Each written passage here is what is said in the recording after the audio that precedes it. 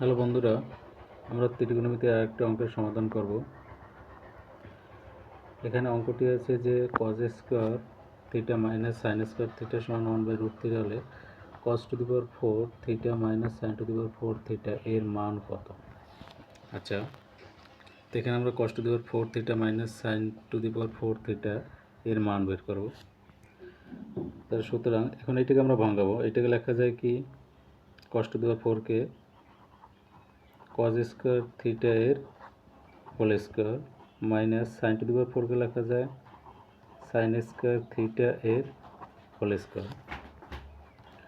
2 দ্বিগুণ 4, 2 দ্বিগুণ 4। এখন আমরা এটা a square minus b square সূত্র, এখানে a বলতে cos স্কয়ার থিটা, b বলতে সাইন স্কয়ার থিটা। তাহলে a স্কয়ার মাইনাস b স্কয়ারের সূত্র a প্লাস b, এখানে a বলতে cos স্কয়ার বোঝায়, cos square theta plus b বলতে সাইন স্কয়ার থিটা। তাই a plus b into a minus b, a বলতে cos square theta minus b বলতে sign square theta.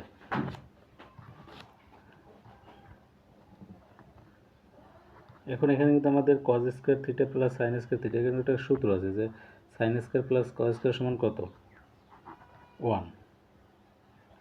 এটা যেহেতু গুণাকার আছে আমরা গুণ দিলাম। আর cos square theta minus sine square theta কিন্তু এখানে মান দেওয়া আছে, যে cos square theta minus sine square theta সমান কত, 1/3। 1/3, তো 1 দিয়ে যদি আমরা 1/3 কে গুণ করি, 1 অক্ষে 1 আর নিচে 3, এটাই অ্যান্সার। আর এখানে কিন্তু সূত্র, এটা আমি একটু লিখে দিই। সূত্র sign square theta plus cos square theta সমান 1, এটা হচ্ছে সূত্র।